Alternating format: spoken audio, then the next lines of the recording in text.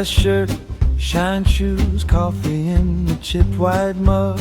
Sun's low, list is long, still you give that day a shrug. Punch clock, firm grip steel in every quiet choice. You don't raise, you don't rush, you just keep a steady voice. Iron in your hands, ice in your glass. Okay, hey, welcome back, guys. Men, I am spotlighting our new crew necks this episode. So this one is for the guys who refuse to coast. The Iron Ore Adventurer crew neck was built for the mountains, the cold mornings, and time around the campfire that we know and we love. So it's inspired by the Iron Ore men's retreats and the wild places that form us men. So this sweatshirt carries the spirit of heat and hammering and growth through challenge. It's clean, sharp, ready for work, soft enough for everyday wear, but tough enough for setting up camp, travel, doing your training, and early mornings with a hot cup of coffee. This isn't merch. It's a reminder to rise up and get at it. Get some adventure underway. So get one of these bad boys for your next adventure, and we will see you out on the trail or around a campfire, maybe sipping on some bourbon. On to the episode. Well, hey, welcome back to the podcast. Today we've got a doozy, and I'm joined with Kyle Lucey here tonight. We're going to be talking about some personal finance, and we're coming off of the cuff conversation. We're all fired up here, talking about world problems. World problems. So we're gonna pivot here and move into a conversation here that I think is actually really important for every man to have in their life. And that's with how they use their finances. And a big problem that needs to be solved within our lives is not only how do we take the responsibility of using those finances to, well, first discipline them and then give them great purpose, not only for your family, but how do you put those into action into a greater cause of your stewardship? So today we're joined by Kyle. You'll probably remember him from episode 4. You can go back. Kyle actually shares a lot about his spiritual life, his journey, as well as a lot of the adventures that he has taken. It's a great conversation. Totally recommend you check it out. I'm going to place that down below here and give it a click.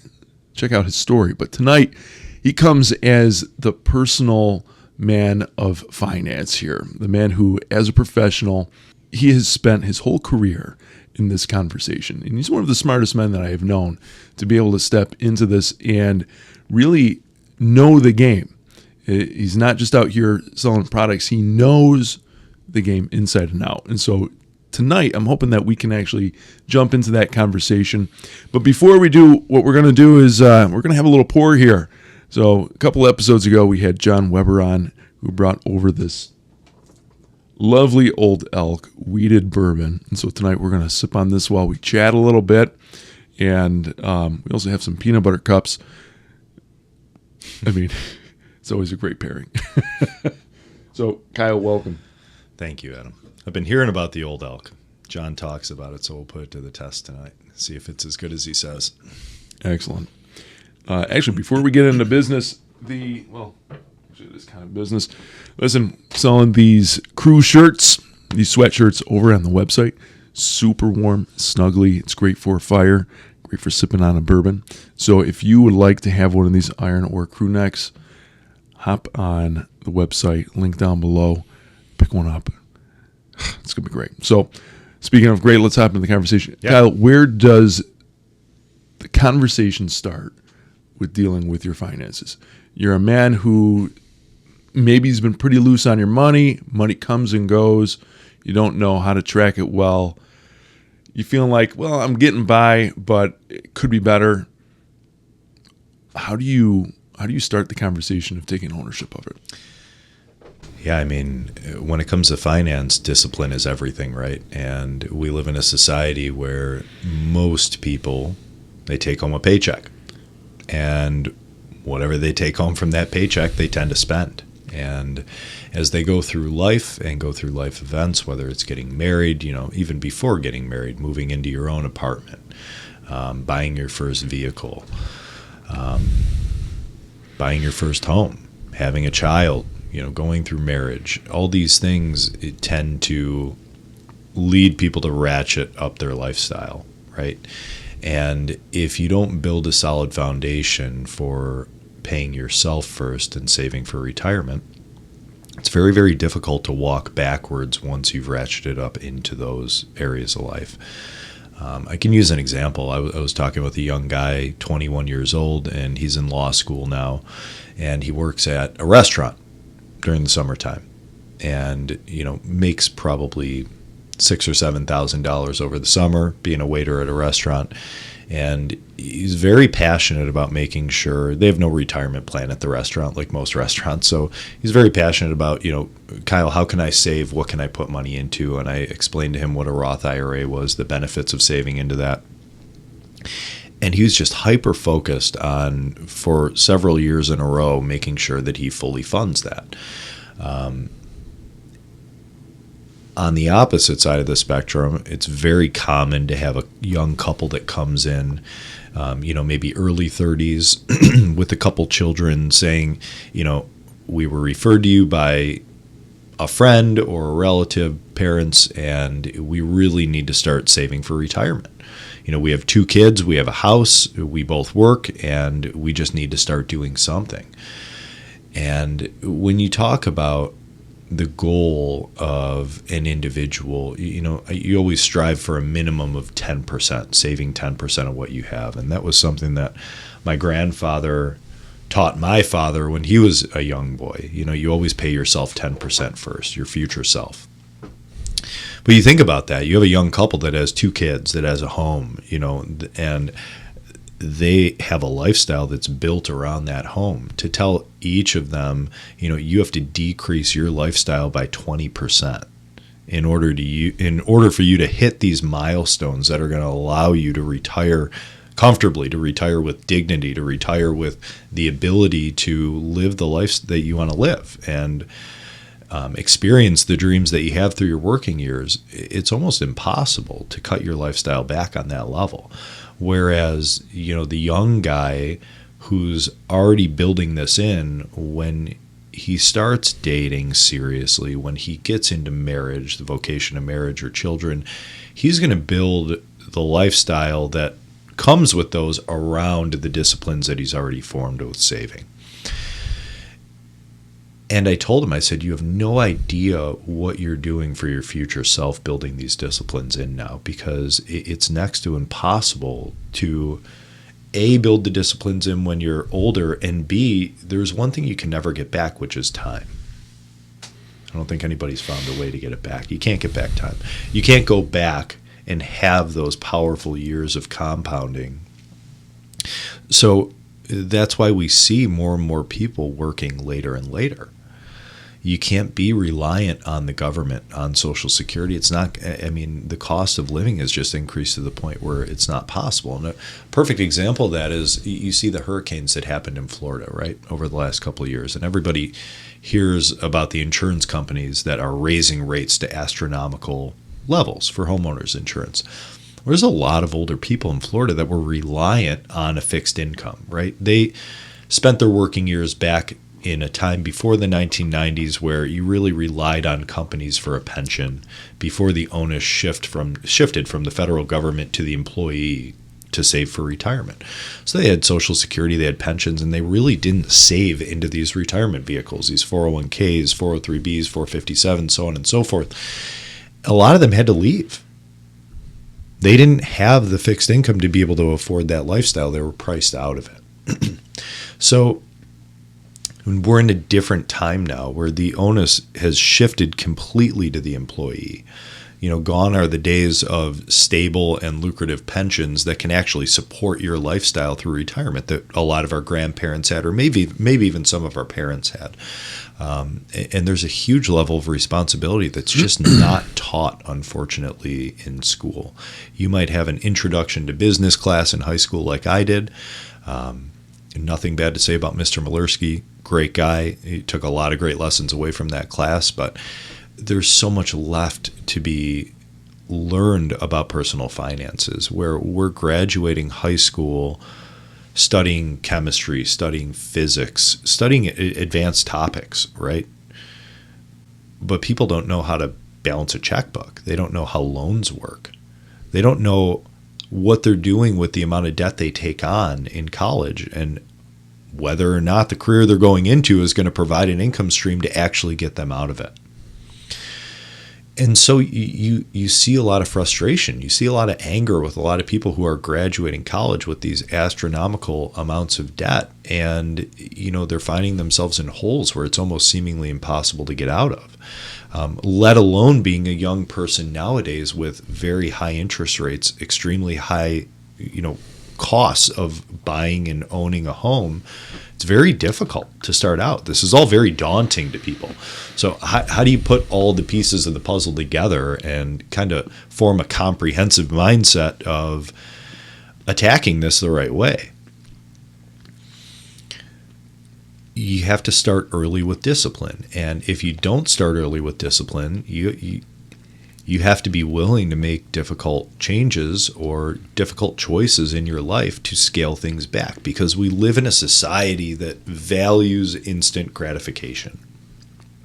Always, especially the younger generations. Everything's at our fingertips with a cell phone, with a computer, with an iPad, with AI and ChatGPT. All the information you want to find can be found like that, right? So we have this expectation that everything that we want, we should be able to obtain immediately. And what I've found is that it's very dangerous for the younger generation to try to be an outlier in that. It's not much different than our faith, right? Where we strive to be an outlier in the way that we live, where we go against the grain of society. And a lot of the things that society promotes and teaches, it's not what we believe. And we live a different life. We're in this world, but we're not of this world. And in taking that kind of discipline to your finances is very important, not just from a stewardship perspective, but from a perspective of discipline. We're called to cultivate discipline with so many aspects of our life, physically, spiritually, mentally. And finance is a very difficult one, because a lot of this, certain families pass on great information to their kids, right? But a lot of families never had that information. So where do you go for this? There's no universal place.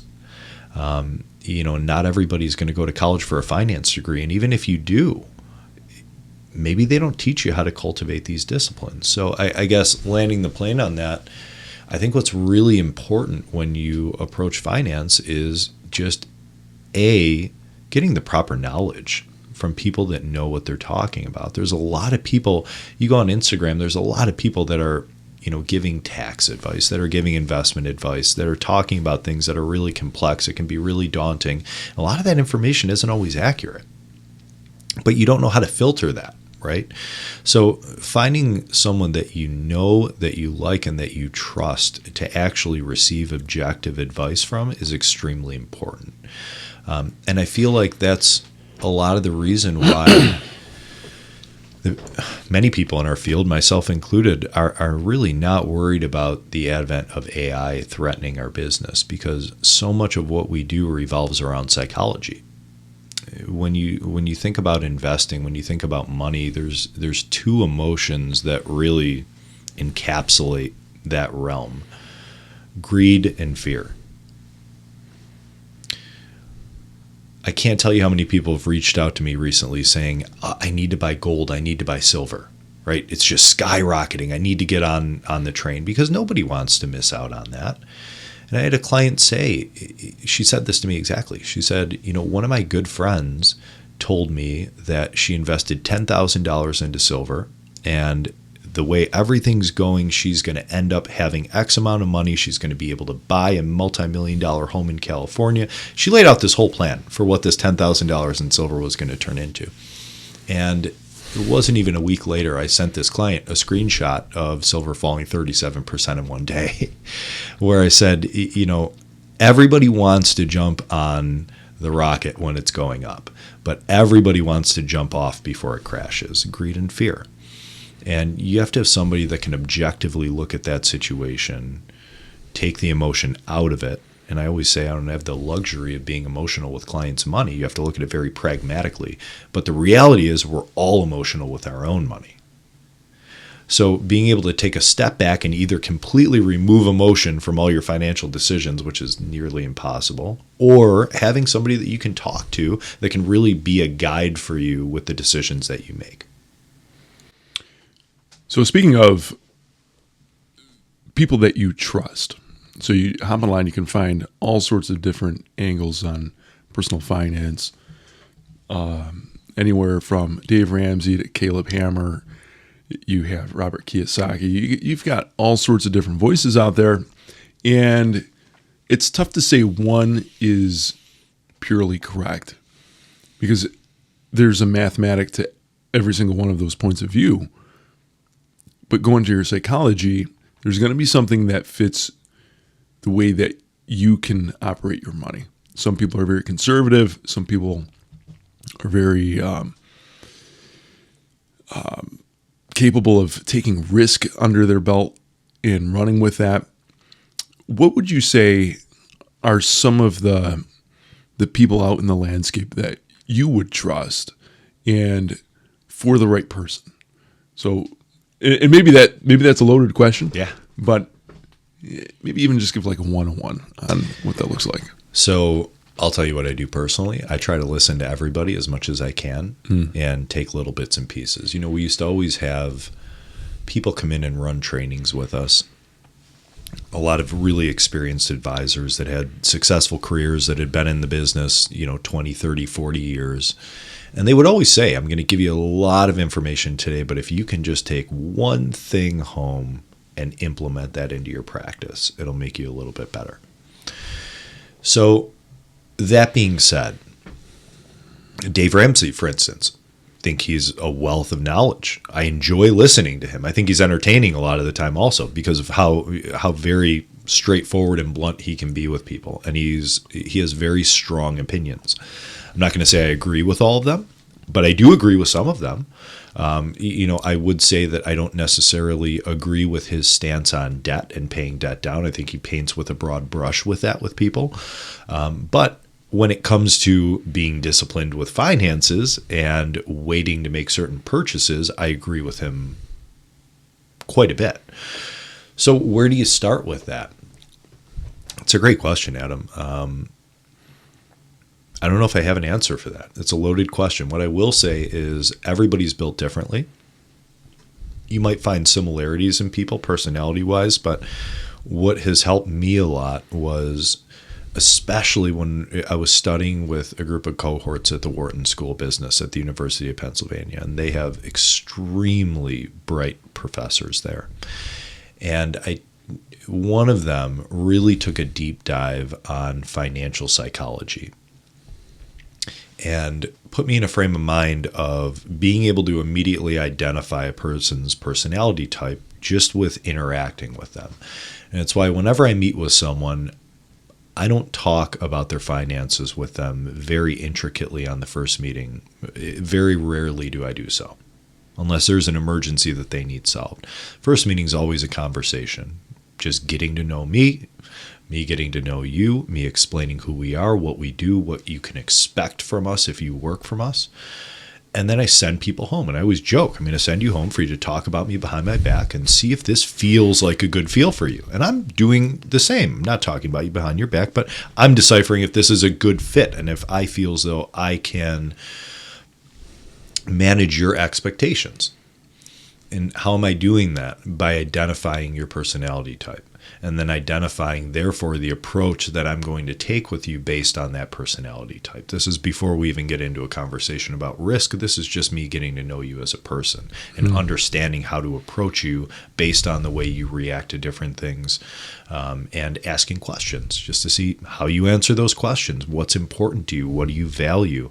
How do you react to certain circumstances that may affect your life or throw you off balance? What are your goals and objectives? What's important to you? And you can really, it's more about forming a relationship with somebody first. because I can give you the best investment advice in the world, but if there's not a layer of trust there, then we're not going to get to a depth where that relationship is going to be as productive as it can be. So first and foremost is just getting to know somebody. And based on your personality type, you may resonate with someone like Dave Ramsey really well. You may resonate with a lot of the other voices that are out there. But you got to be careful not to fall into the trap of taking that person's word as any personality that's on a talk show, any personality that has a loud voice like that. I don't want to say a loud voice, but a voice that's respected in the community, that has a strong following. You got to take everything with a grain of salt. And because any client I work with, there's principles from any one of those large people that I can add into their financial plan that may be very helpful. There's other people based on their personality type, where if you try to attack with the, implementing the discipline of a Dave Ramsey with those people, they just won't react well to that. So it's important to understand who you're talking to and be able to tailor the conversation based on their personality, and then be able to much later get into the intricacies of personal finance and disciplining them. But there's a lot more to it than that. And if I may, I'll go off on a little bit of a tangent. People think of a financial advisor as the person you go to talk about money, to talk about my investment portfolio, to talk about what I'm saving and growing my wealth. And those are all very valid things that a financial advisor should be doing. But there's different hats, in my opinion, that you have to be able to put on as someone that operates in my field, that you have to be proficient in. And I think this is a reason why you look at the attrition rate in our field. The statistics say that 89% fail out in their first 4 years. It's not an easy career to make it in. What they used to say to us when I first started was, we don't expect a lot from you guys, but we expect at least a half day, 6 days a week, and then Sundays if necessary. And we're all kind of looking around like a half day. Doesn't sound too bad, right? So 7 a.m. to 7 p.m., 6 days a week, and then Sundays if necessary, half a day, half of the day. And that's what they said. If you're a business owner, are you going to put a close sign on the door at 2 o'clock on a Saturday afternoon? You wouldn't do that, right? So it was about cultivating that discipline of working to build up a clientele first. But in doing so, also cultivating the discipline of becoming a master of your trade, which takes a very long time, but also becoming a master of things that are outside of what most people in your field are doing. Perfect example is when someone comes in, the first thing I usually talk to them about is I put on more of an attorney's hat. I'm not an attorney. I don't have the letters JD after my name. Don't have any desire to. Friends with a lot of attorneys, but I'm not, not that interested in law. But I talk to people about what happens if, God forbid, you're on the way home today and the proverbial bus takes you out and you're not here anymore. What happens to everything that you have, from your retirement accounts to your bank accounts to your home to your car to your valuables? How do you protect those things? Why is it important to have certain legal documents, and what purpose do they serve? Like a will, like a durable power of attorney, a medical health care proxy, different types of trusts, revocable, irrevocable, Medicaid trusts, special needs trusts. What are all these things? How do they function? How do they fit into the financial plan that you're talking to somebody about? And whether you're talking to a couple who's 21 years old that was recently married, or a couple that's 60 years old that has been married for 40 years, there's basics that apply to all of them. There's a reason that people need all these legal documents. And that's why, as I said to you before, I don't even get into talking with people about investments usually until the second or third meeting. Because I can give you all the best investment advice in the world, but if you get hit by a bus on the way home and your estate isn't in the proper shape that it should be, that can cause a massive amount of damage to your family.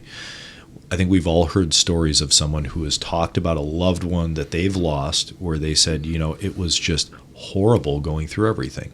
Nobody knew where anything was. It was a complete mess. We were in probate court for over a year. The government took a ton of that money because all the court fees that were involved. And I just wish that we would have been able to talk to this person about this. So that's what I encourage people to do first and foremost, is get their legal house and estate in order. I'm going to jump in here for a second. Yeah. The story that you're telling here was me back in my 20s.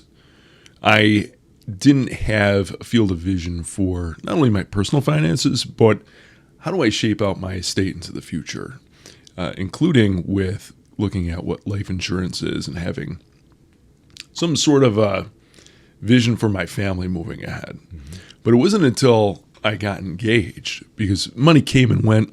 I was happy to blow it. I think some of the best decisions I made was just kind of from just shooting from the hip mm-hmm. in having a retirement account. I'm glad that I at least had something going in there, because everything else went. And that was on auto draw, so I didn't even think about it.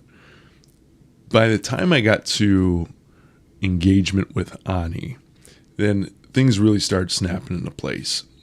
At the same time, I was getting involved with just learning who Dave Ramsey was, mm-hmm. just to begin with, because he had the radio show for a long time, but I started seeing him on YouTube, and I was like, I need to start paying attention to conversations like this, and really kicked my butt, because it started checking on myself, like, I'm going to be raising a family here.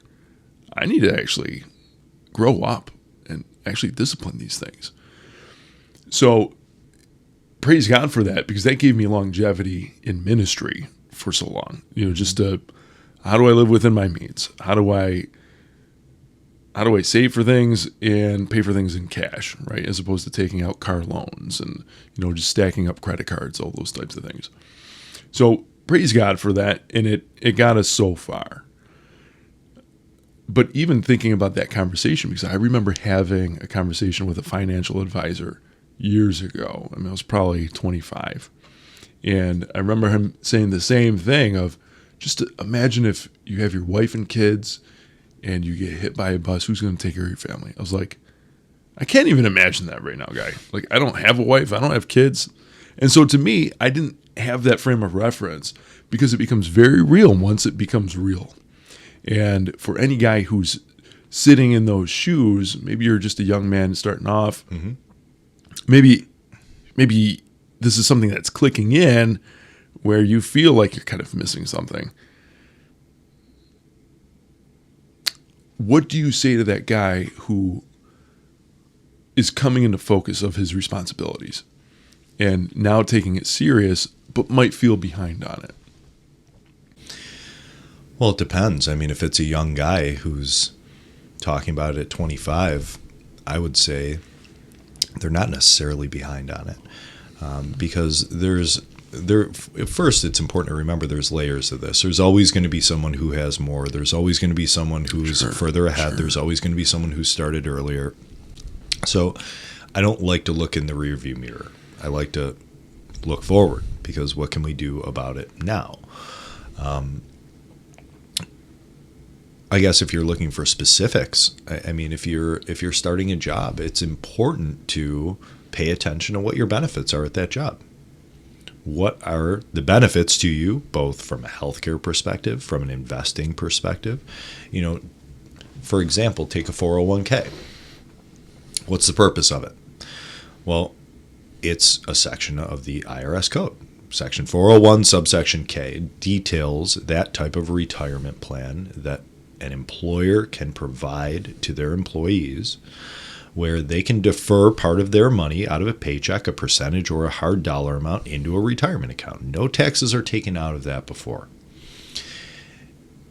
And the government allows that to go in because it incentivizes the employee to save for retirement, thus being less reliant on the government in retirement. Back to the whole concept that we talked about Social Security not being enough to support people and people not having the pensions that they used to have. So the onus really is now on the employee. And the employer is also encouraged to further assist the employee by making matching contributions into the plan. basically them saying, if you put money into this plan, we will put money in on your behalf as well. We will give you free money. Why would they do that?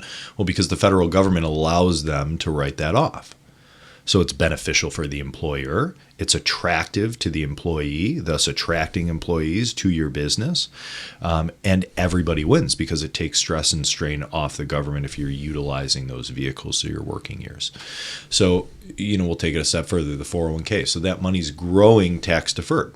It's kind of like a snowball. If you take a chunk out of a snowball and try to roll it downhill, it's not going to gain as much mass as if you take the snowball without the chunk and roll it downhill. So, the 401k is that snowball rolling downhill that doesn't have a chunk taken out of it, under the assumption that you're not going to touch that money until at least 55 years old, but in most cases 59 and a half years old, at which time you're at least on the glide path, most people are, to the runway that is retirement. And you're going to take that money out in retirement, presumably in a lower tax bracket than you were in when you were saving it. So not only did you not have to pay taxes on it to begin with before it went into the account, it grew tax deferred the whole time, and you're going to take it out in a lower tax bracket. So all these things are beneficial, and there's a whole host of opportunities that you have later in life when it comes to gifting that'll kind of tie into the whole idea of stewardship and being responsible with your money from a faith perspective as well. But that's just one vehicle that a young person, if they're getting involved, it's interesting because they passed legislation recently that now mandates employers to auto-enroll people in the 401k plan. And it also mandates them to automatically increase the employee's contribution by default at 1% a year, which is something that I always encourage young people to do, that you start contributing into these plans and you set it to automatically increase by 1% a year. Maybe you can only start at 4% or 5%. You always try to start by at least putting enough in that you're going to get the match from the employer. If they say, we'll match up to the first 3% that you put in, then you're at the very least going to put 3% into it, because then they're going to give you money and you're going to take advantage of getting all that. But then you automatically increase it by 1% a year. Why? Because you're probably going to be getting pay increases at that job. And say your pay goes up 2% a year or 3% a year. Well, 1% of that's going towards future you, towards your retirement. Before you know it, you're just cruising along in life, keeping your head down, working hard. Now you're at 7%, 8%, 9%, 10%. I always use the analogy, especially with young people that find this daunting. How do you eat an elephant? Just one bite at a time. One bite at a time. Right. So you chip away at these things, and it really makes a difference over time. And, I can't tell you how many times someone's come back to me and said, now I'm at 10% of my 401k, which I know there are, because I know they are, because I'm tracking it, and I know that they've hit that milestone. And now we start talking about other efficient vehicles that they can use, like Roth IRAs, things like that. And, you expand slowly. So you're taking advantage of being mindful, well, not taking advantage of, you're being mindful of taking advantage of things like a retirement plan, taking advantage of things like if you're young and healthy and you have a high deductible healthcare plan, something like a health savings account. What is that? How does it work? Why do you want to contribute to that? What can it be used for? And why is it really beneficial, especially when you're coming up to life milestones like having children, things that can generate large expenses in 1 year? What would I say to someone who's young? I would say you start small. You talk with someone who can walk you through those benefits at work, who you can bring that benefit package to and say, hey, I got a new job. Can you walk me through all of this? Can you explain what these healthcare options mean? What plan should I take and why? What are the differences between these plans? What are the differences between all these options in my 401k? How do I pick the right options? How do I build the right portfolio? Nobody knows how to do that. That's why 99% of people are just, when they come to me with it, they're automatically enrolled in a general type of fund. It's called a target date fund. It'll give a retirement date, and they'll automatically invest you in that because it kind of covers It covers the investment company that's managing the plan, because then no one's going to pick an option in the plan that they can hurt themselves in and potentially have recourse against the plan floor.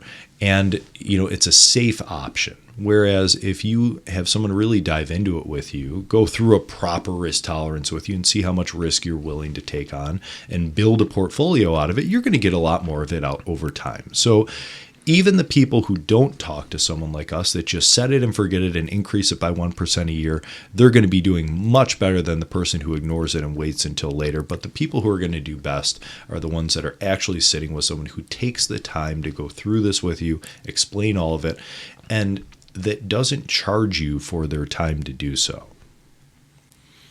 And I think that's one thing that sets us aside a little bit, is a lot of advisors will charge a hard dollar fee for a financial plan, for recommendations. We don't do that. There's a lot of clients that I've had for 10 years now where I get together with them every year. I keep my finger on the pulse of their financial life. There's just not a need or anything that I can help them with business-wise at that time. But I make sure that their financial house is in order. I make sure that their legal house is in order. I talk to them about tax opportunities, because eventually they're going to have a triggering event. Whether it's an inheritance, getting married, buying a home, needing life insurance, switching jobs, and needing to consolidate retirement plans. Everyone needs what we do at some point in some capacity throughout their lives. So it's important that you just start slowly. And as life progresses, you're going to have more challenges along with more opportunities that you can take advantage of when it comes to the financial realm. For the younger man, makes a lot of sense. I think that calms a lot of nerves. Hey, take that discipline, get involved now, get started. For the seasoned man, guy who's late 30s, into their 40s, retirement doesn't look that far away, and you feel like you're behind on the ball. What do you say to that guy? How do you calm down that nerve? How do you meet them where they're at? What does that look like for that person? Yeah, that's a great question. Ironically, I don't see a lot of anxiety in that person when they typically come in, because they usually already know that they're behind the ball with it. It's not a surprise. And again, it all depends on where they are in life. I've had a lot of people who have been really far behind where things have changed in their lives. A business was started, a promotion was received. Things have happened that have drastically changed their life. Unfortunately, a lot of the times that's loss. A loss in the family leads to a windfall that wasn't expected. Things that can change people's lives. And a lot of it's the same conversation, Adam. It's, how do you eat an elephant? One bite at a time. You haven't started, so you have to start. You have to start setting some of that money aside. You have to discipline yourselves with it. You have to make sure that, God forbid, if something happens to you, that your family is going to be able to maintain the lifestyle that they're accustomed to. Not necessarily live any better or any worse, but just maintain the lifestyle they're accustomed to. So whether it's making sure that you have the proper amount of insurance, whether it's taking a look at your finances. I mean, some people say, well, finances are really tight. What can I do? And that's where, maybe a little bit more of the Ramsey discipline comes into play with budgeting. And I don't do a lot of intricate budgeting with people, but what I will do is just at a very high level. Things like, when's the last time you shopped out your homeowners and car insurance? Most people don't even think about that.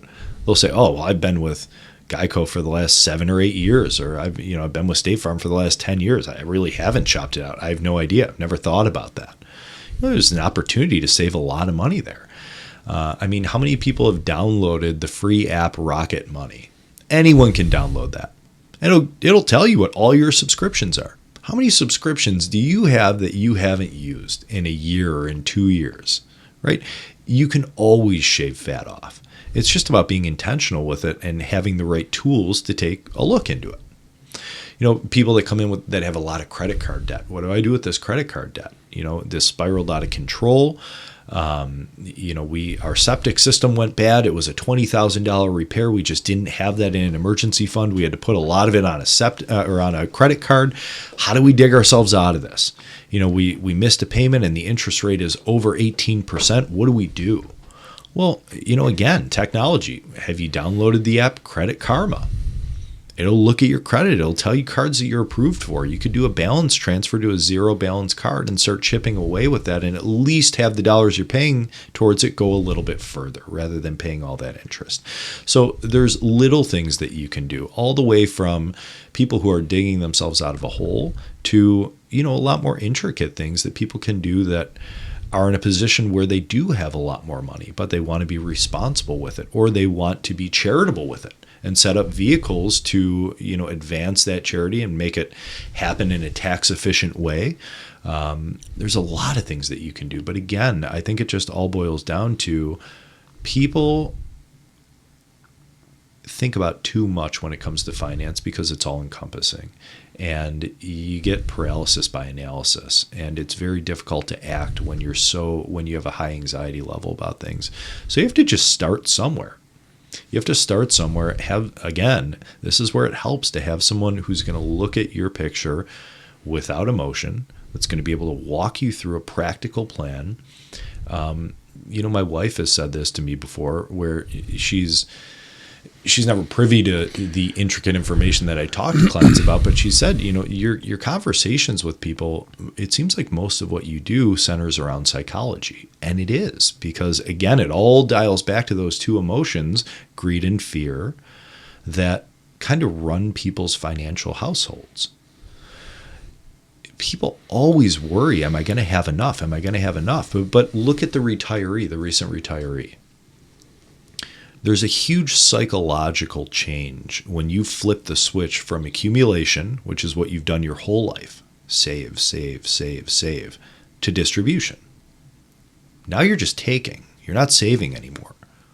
Everybody is afraid, am I going to run out? What happens if something unexpected happens? What if I get in a car accident and I'm in a long-term care situation where I need actual intensive care for a year or two, something that could do a lot of damage to my balance sheet? How do I protect that? What happens if I'm blessed with longevity in my family and everybody lives into their late 90s? Am I going to have enough?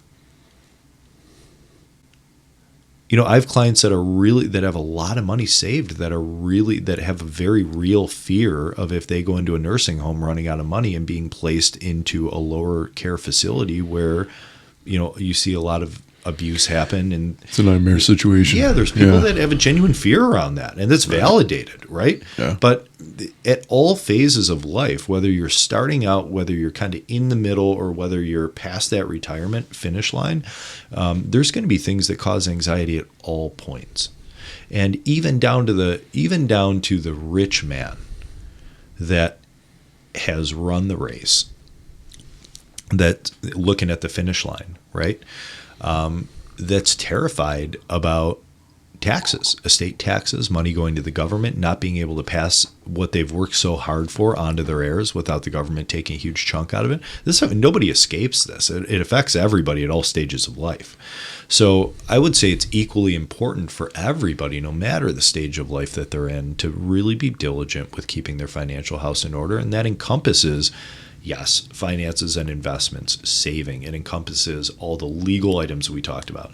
It encompasses one thing we didn't talk about at all, which is tax, which is incredibly important. It's arguably, in my opinion, the most important thing that we talk to people about. I have never seen anybody talk about taxes the way I've seen you talk about taxes.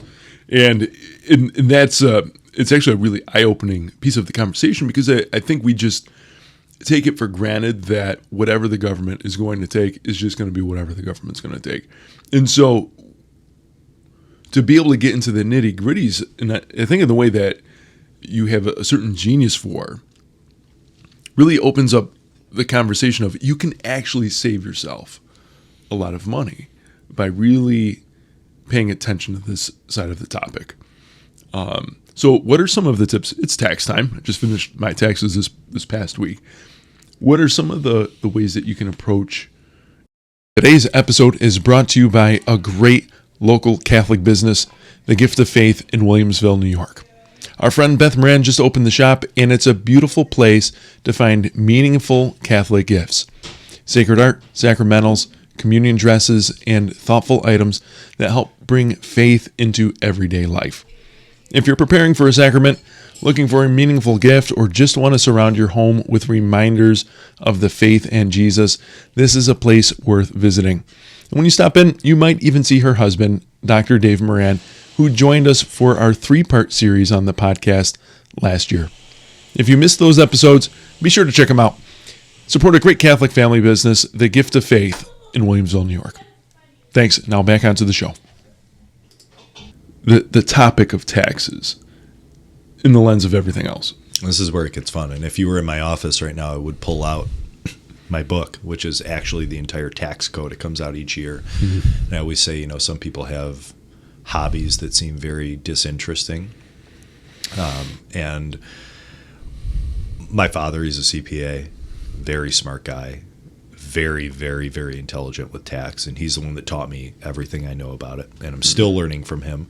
But that's one of his hobbies, is actually reading through that book, right? And this is not like reading through Lord of the Rings.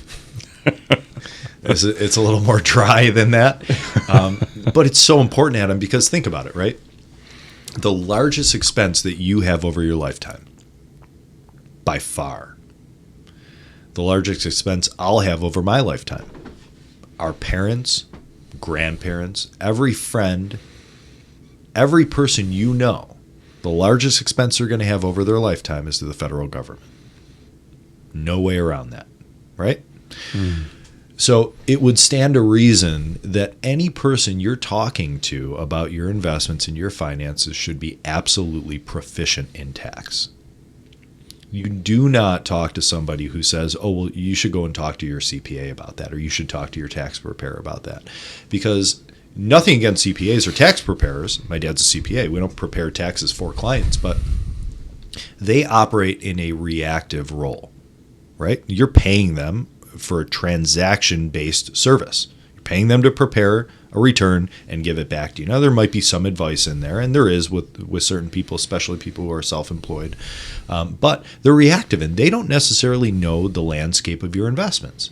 They don't know the landscape of your legal documents and how that's all set up. So you really need one quarterback that's overlooking the field that's proficient in all these things. Because when you're proficient in tax, I always use this analogy. If I can earn you an additional percentage point or 2 rate of return on your investments, you're going to be happy with me. You're going to like me, right? That's going to be a good relationship.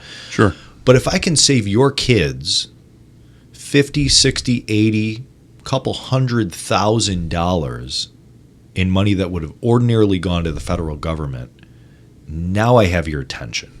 That's how you make a significant impact on people's lives. So to this point, right, I don't think all financial advisors are created equal. And maybe this is not a part of the conversation you want to have because you're a polite gentleman, you're a pro, you're not going to scorch other people in your industry. But one of the things that I have seen is that there is a difference between people who care about being that quarterback on the full field of vision of your personal finances versus someone who's just there to sell you a product. Mm-hmm. And there's a lot of that going around. And so it's hard to gauge who is trustworthy in that or who is just out to kind of sell you something and keep you on the books, right? Mm-hmm. So how do you actually filter through? Like, what do you look for in the landscape of financial advising to pick the right one that showcases integrity, that showcases a real care and concern for the client? Great question. There's a lot of dressed up financial salespeople in our industry, and it's unfortunate because the industry, to a large extent, allows it. There's 2 different standards by which you can conduct business with your clients from a regulatory standpoint, right? And not to bore you with the lingo, but it's very easy to understand. There's a suitability standard, which says, is the recommendation I'm making for the client suitable for the client? Well, as you know, we as human beings can justify a lot of things. right? And you can put things down into words that will justify actions. It doesn't necessarily mean it's the most appropriate. It just means that it was suitable versus the fiduciary standard. And fiduciary is another word that gets tossed around often in our industry. What is a true fiduciary? A true fiduciary is someone who always puts their client's best interests first, regardless of the compensation, oftentimes with no compensation. So there's a few things that factor into that, where questions you can ask. I mean, if you're referring me out to someone, do you accept referrals back from them? I do not accept referrals back from the attorney that I refer people to the CPA team that I refer people to the property and casualty person that I refer people to shop out their homeowners and car insurance. I will not accept referrals back from them. And it's interesting because when we were interviewing CPA teams to be able to refer our clients to for tax preparation, beyond the advice that we give, when we sat with them and we explained that, the first thing they said was, we already have relationships with financial advisors, so we don't know if we're going to be able to give you a lot of referrals. And we said, oh, no, we won't accept referrals from you. And they almost looked like they were going to fall out of the chair. They were like, well, why are you here? And we said, the only purpose of this relationship is for you to show value to our clients. We're very blessed that we have a successful practice. We're not out here with an ulterior motive that we will only give you business if you give us business back. In fact, we will not take your business back. A true fiduciary, in our opinion, does not do that. There is no quid pro quo anywhere. So the person that I'm referring you to is someone that I would trust with my family. Someone I would go to have write my legal documents. Someone I would go to if I had a complex tax return or a complex trust need that is extremely competent, ethical, and honest, that operates in the same capacity we do, just within their field. So that's the first thing, is we always operate under a fiduciary standard. That means explaining every possible option the client has for a certain piece of business, the different ways advisors can manage money, the pros and cons of each, the fee structures of each, and then telling them ultimately what we would recommend, but sending them home with the option for any of the above, letting them talk about it, discuss it, come back with questions so that they can make an informed decision for something that is in the best interest of either them or their family. It takes a lot more time doing it that way. I usually tell people I'm going to be respectful of your time, but it's probably going to take 4 or 5, maybe 6 meetings before we even get to the point where we're thinking about writing business, because we have to establish a relationship. You have to be comfortable with that relationship. You have to trust the advice I'm giving you. And there's a lot of things we have to go over to make sure that we're covering all the bases, right?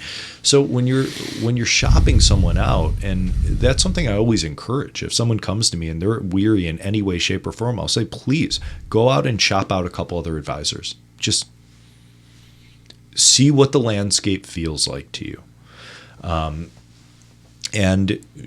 our goal is that I will never, ever lose a client to an advisor with lower fees. I've been told by some of my peers that we should be charging more.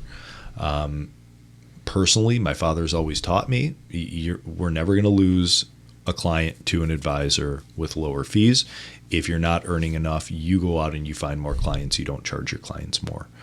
And unfortunately, a lot of our industry, there's commission-based products that people can use. And I'm not saying they're bad. There's annuities are one of them. There's a time and place where they may be appropriate, but they are abused. It's the same thing with the legal world. Within the realm of attorneys, if you find a good attorney, they'll tell you the same thing, that trusts are a utensil that are often abused when they don't need to be written, but they compensate the attorney very highly, just like annuities can compensate the advisor very highly.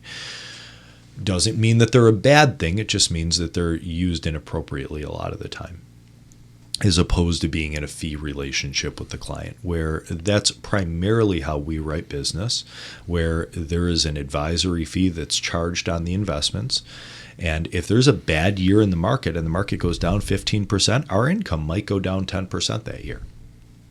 If there's a good year in the market and the market grows, our income is going to grow with our clients' assets. So I always tell people we have a vested interest in managing your money in a way that it is going to grow, that it is going to be closely monitored and watched. I often tell people the investments that you have are the same investments we have personally. They may be different percentages based on our risk tolerance, but we have every incentive to build a portfolio with the best performance and the lowest fees, with the lowest amount of risk possible. And that's something that actually, Adam, we kind of find to be more of a hobby, is portfolio building. I genuinely enjoy it, where you can go out and plug into portfolios that have models where you don't have to do any work.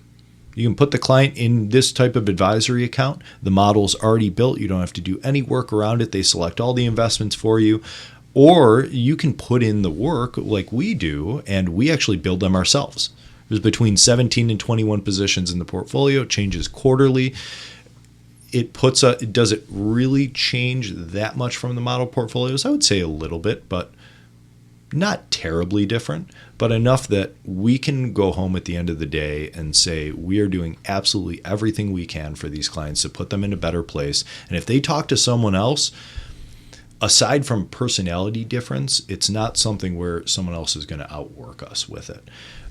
And it doesn't feel, that's the best part of this career. What I would say is it genuinely doesn't feel like work.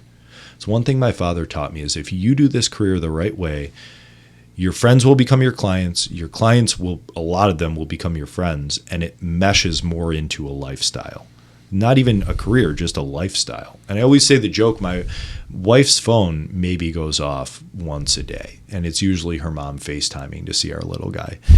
My phone goes off probably 20 to 30 calls a day, 50 to 60 text messages a day, just from different things that may or may not be related to business. And when I say text messages, email notifications on my phone, that kind of thing.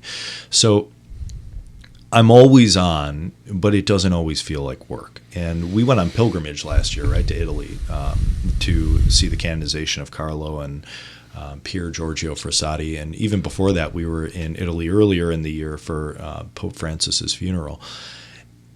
I was getting back to clients consistently through that whole trip, calling them. And they would say, I would say, sorry, I'm calling you at this time. I'm just calling from Italy. And they say, well, why are you calling me from Italy? What are you doing? Well, if a client needs money out of their account, you can't just say, hey, I'm in Italy, I'll get back to you in 12 days.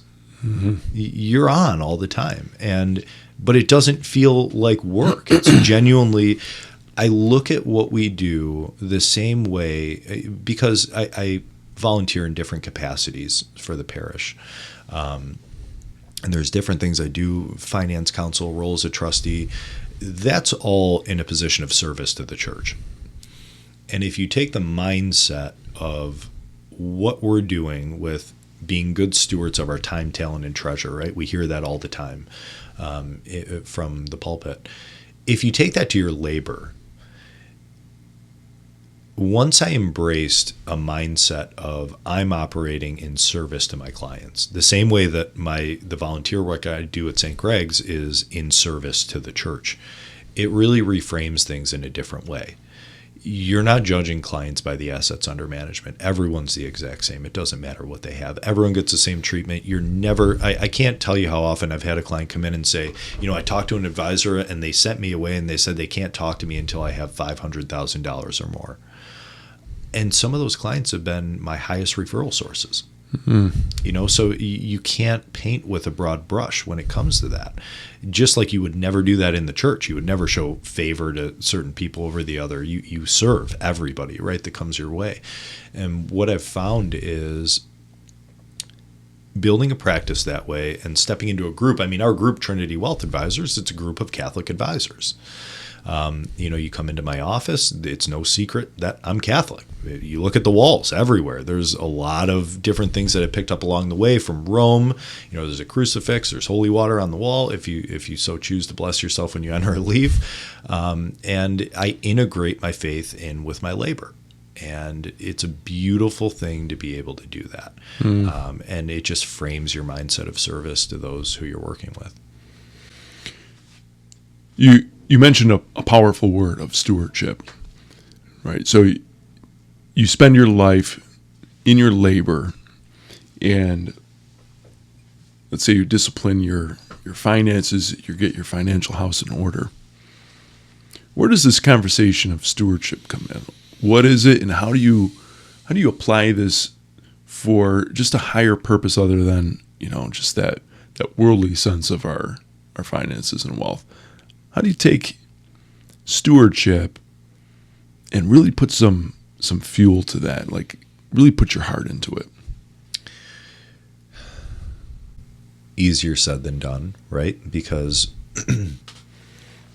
we all know people who are very, very generous with parishes, right? And usually it's, if you look at the collection of any parish, the majority of the parish, usually 70% or more are giving $10 or less a week. You contrast that with a lot of Protestant denominations, for instance, where if you join their parish, they will demand to see your tax return. And you must tithe at least 10%. Huge contrast, right? I'm not insinuating that the church is doing anything wrong with our approach to that, but as a society, we've really lost track of the importance of stewardship, of our time, our talent, and our treasure. That's threefold when you reflect on it, right? Because stewardship of our time, you're a father of 4. Your time is very valuable, extremely valuable, right? Because anything that you're doing that's taking you away from your kids is taking away valuable time. Your talent, right? I always look at this. Are you giving your talent back to the church? God blessed us all with different capabilities. There's certain things I'm good at. There's other things that I'm not good at.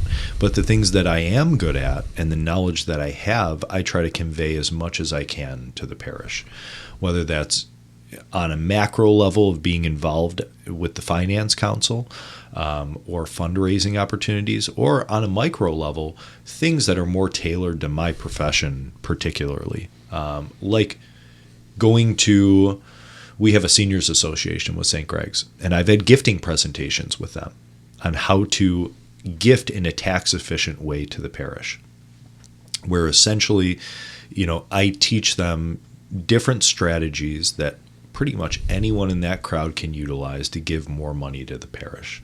And I'll use one example because it's kind of comical. And I'll say, who here is 70 years old or more? And a lot of the hands go up. And I'll say, who here has an IRA, individual retirement account?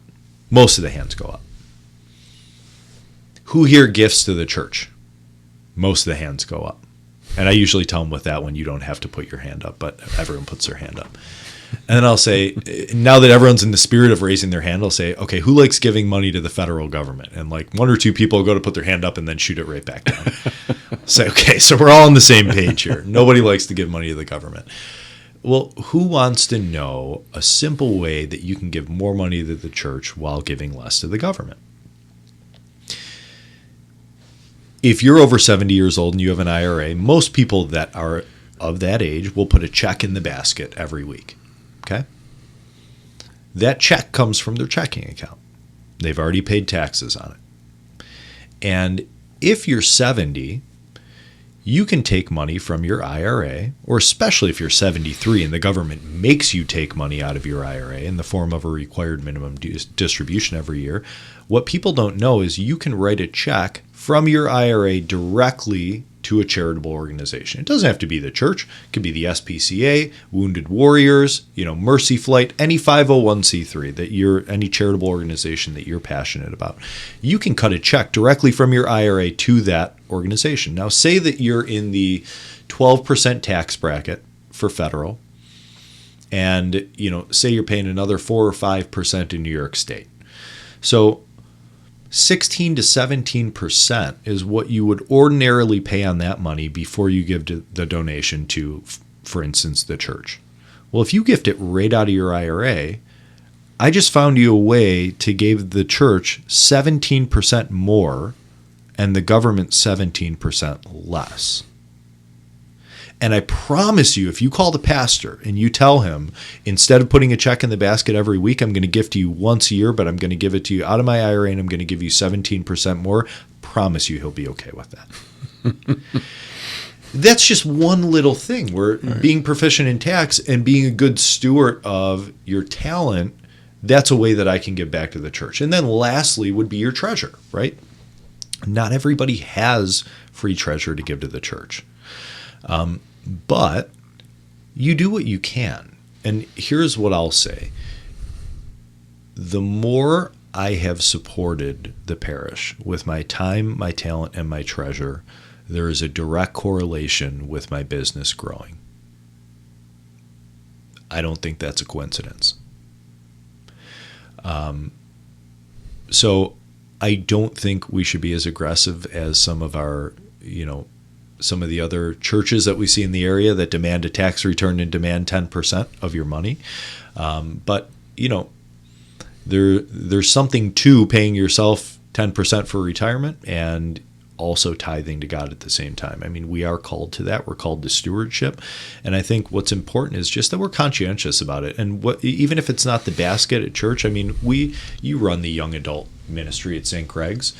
And, how often have you seen where you put a basket out and just ask people to chip in, where people just chip money in? Or people will step in to support the ministry in different ways or sponsor an event that we're having.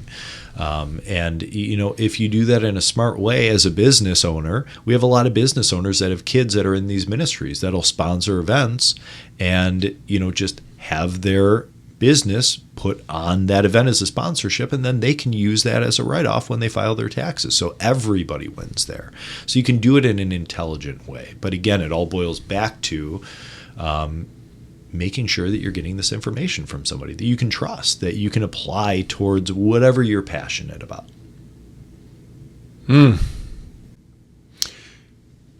So when you have people that are taking this season of the church, there's a lot of woundedness, a lot of people sitting on their hands of fear, anger, uncertainty. Where's my money going to go? I don't want my money to contribute to X, Y, and Z. What do you say to the people who are in that season, sitting on the sidelines, maybe putting their money in different places other than the church? How could you encourage somebody like that? And what could you tell them that might maybe change their mind? Great question. Because if I had a nickel for every time I heard someone say, well, I'm not gifting a dime to the church until all this is over with the bankruptcy. And, right. I just like you said, I don't want my money going towards that. And people are very protective over their own money. I've seen a lot of people talking about it. Yeah. That's a big conversation right now. It is. There's a couple different ways to approach this. First and foremost, there are ways that you can gift to the church where that money's protected. We have a capital drive at St. Greg's every year, for instance, right? Where that's a restricted fund where you can gift money into that fund and it will only be used for that purpose. We just had the envelope for it. I think it was last month, right? Capital campaign. And we're going to be putting a new roof on the church later this year. It's going to cost a lot of money to put that roof on the church. We're probably going to have a capital campaign for it. Those are going to be restricted funds that they're donated only for the use of that specific purpose, right? So they are not at risk for any type of contribution into the bankruptcy settlement or, paying into a settlement fund for victims, anything of that nature. But what I also say to people is, first and foremost, we're going through a period of society where this affected many other organizations than us. The Boy Scouts is a good example where we saw them go through a similar type of situation where there was, victims that came forward. Unfortunately, it's silenced a lot, but there was if you look at it statistically, much, much higher rates of abuse in the public school system. Problem is that there's unlimited funds behind it.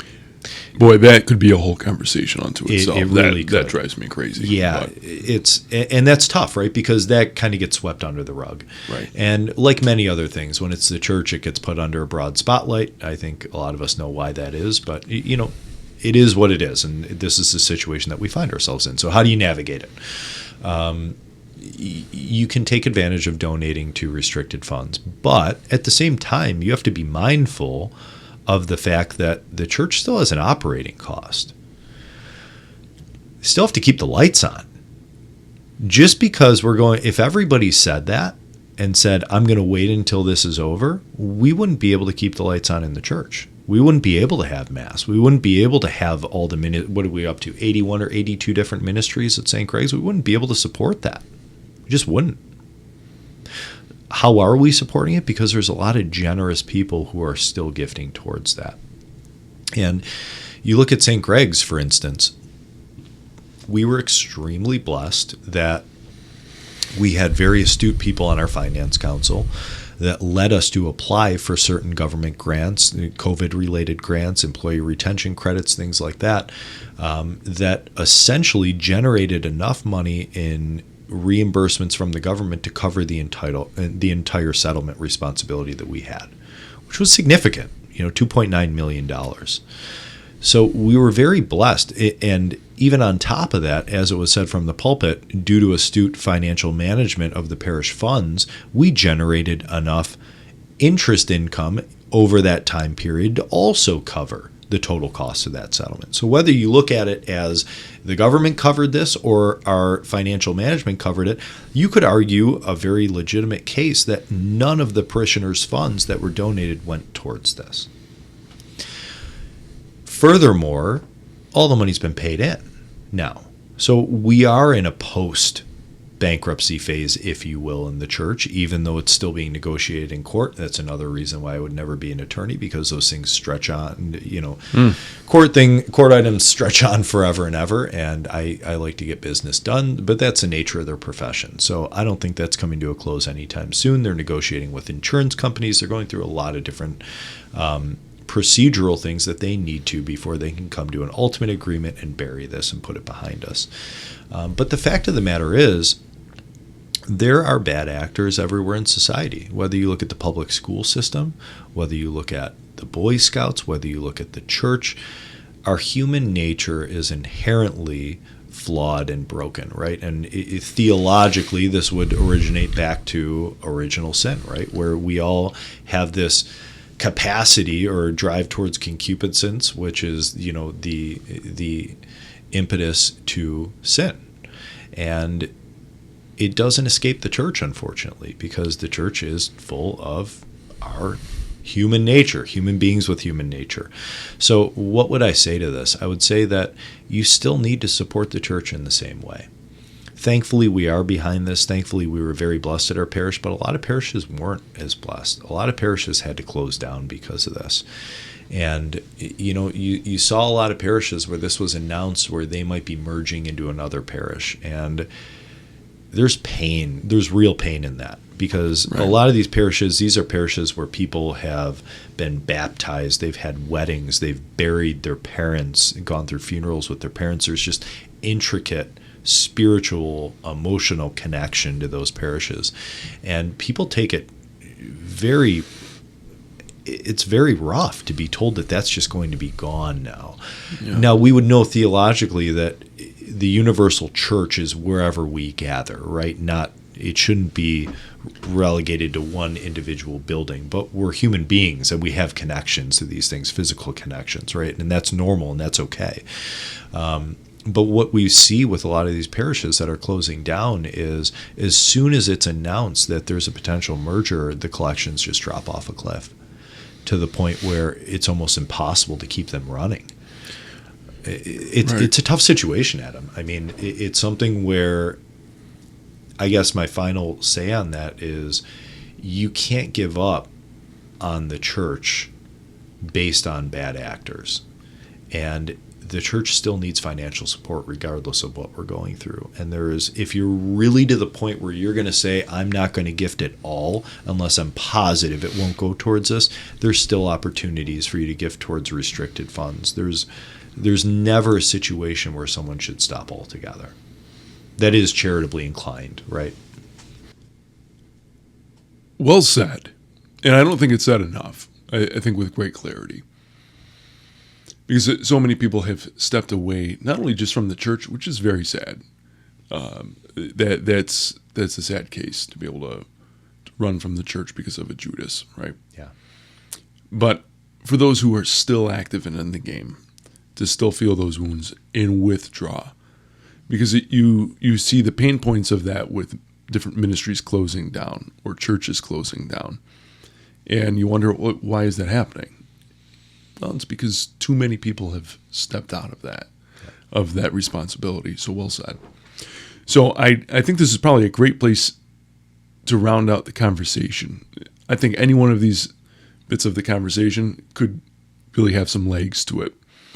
But this is where I'm going to encourage whoever is listening in to find a really good financial advisor. And I can't recommend Kyle and Trinity Wealth Advisors more, because when you have somebody who has the not only just the know-how, the smarts behind it, but they have the soul behind it to be able to take care of the people that they're working with, that's a rare find I have found inside of this whole industry. It is really hard to find somebody really in for the whole care of the person, figuring out what is their goal, what is their call, how can I help their family get to a better and more sustainable field of vision for their goals, for protecting their family, and how to be able to pass that on.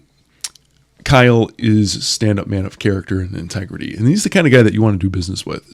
Kyle, thank you very much for being in here. This is always a great conversation. I'm always learning from your great wealth of knowledge on not only the subject, but just in your faith and how to tie all this stuff together. So, thank you. Thank you for having me. Love talking about it. I appreciate it.